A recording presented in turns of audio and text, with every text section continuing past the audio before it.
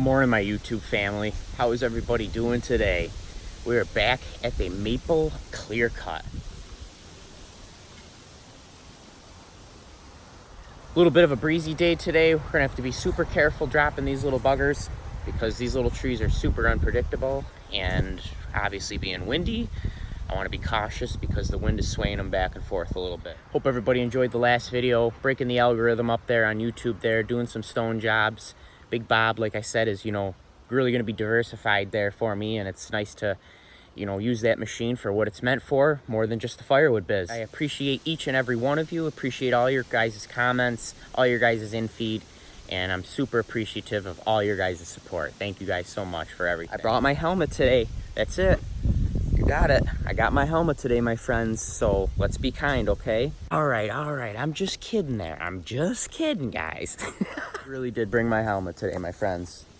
All geared up, pants, boots, gloves, ear protection, eyes. Let's get out there. I got the camera up on the head there to share some footage with you. Let's get out there and do what I do best and make a mess. I was over here yesterday. I did a little bit. And just slowly but surely, it just keeps adding up. So here's our next victim. Beautiful, beautiful maple grouper. And rather than trying to cut them off all individual, I got a pretty whole stump down there. I have to be cautious. Any sort of rot line, would be very, very aware. But I want to take these down all in one group. And I have a breeze that isn't my most recommended.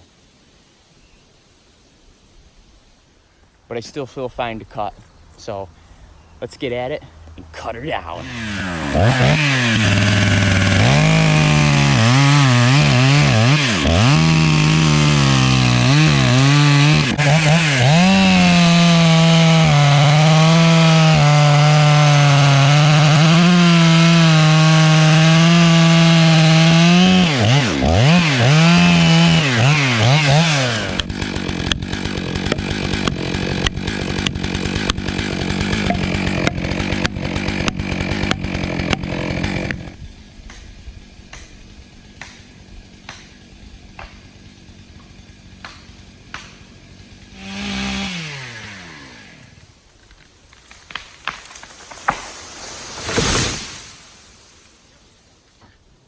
They always get massive when they hit the ground. That small little cluster of trees turns into this giant canopy on the ground.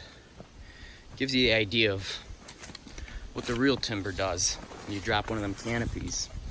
But we controlled that. We slowly, I bored in from this side here. Shoop, this is my saw. And then I slowly kept working my way back. You see me following the wedges. I had them over here, and I took them out and kept moving them over here where the most tension was, and kept them hinges in a safe manner, thick enough to control the wind sway, and we slowly just released to the direction that I wanted. That is a sweaty, sweaty, sweaty job. But that's the methods, like I said, work the best for me, my friends. Don't just try to start boar cutting on your own just because you watch my video. Your comfort level and to go out there and start boar cutting trees. I just like sharing what I have done and what works the best for me. Look at them things just adding up. I got them all cut to length. Cut off the stump here. That's a 17, 18 incher. Split that up in the manual. Beautiful, just food for the processor. Them grouper trees really add up. I got another set of 4 of them up there that I just swung around and put in there. Just beautiful material. And there is just plenty more. Plenty more. And everything here behind me, starting to make my cavity that's looking like I'm doing something over here. Well, I didn't bring Big Bob over here this morning just because I figured that I had a lot more to cut down, and I have thunderstorms rolling in here sometime this morning. I wasn't going to load up the machine to bring it over for just a couple hours and then have to load up and hustle out of here. So I'm trying to get away with as much as I can, and when I return with Big Bob, I'll have a lot more to do with it. But right now I'm just trying to hustle through, clean around the bottoms of the trees manually and cut them down and keep working with what I have. A lot more to cut, so let's get at it and drop another one for you guys. So this one isn't as big, but it's a triple.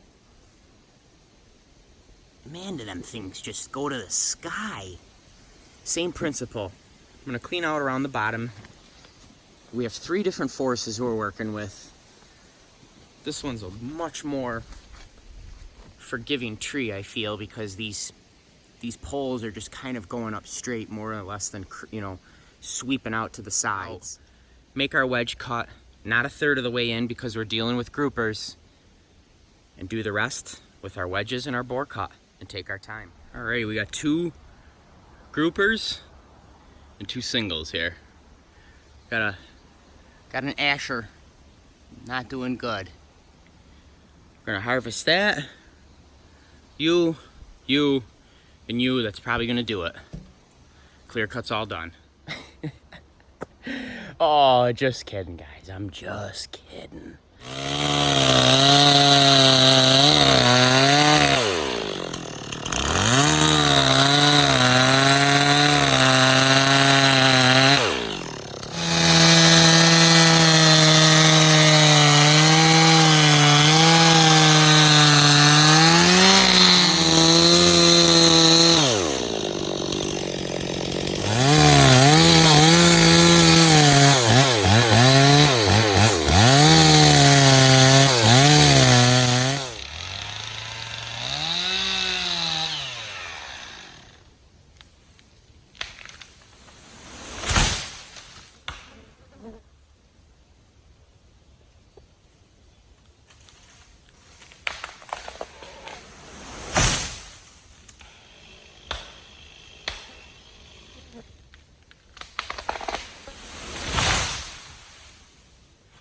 And I just keep creating one mess after another.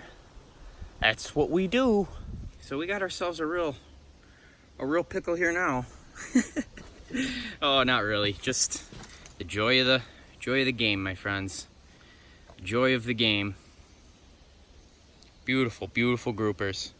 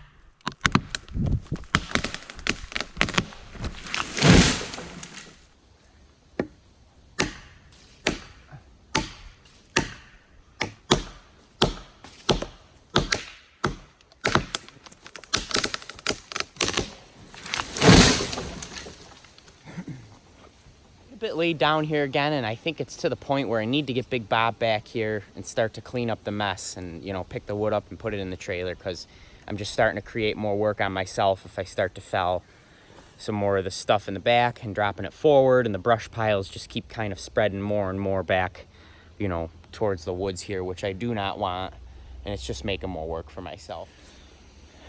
Bore method technique always serves me well. It served me well for many of years of cutting. These groupers, even the singles, you know, with controlled falling, it always works the best. So that is what has served me well.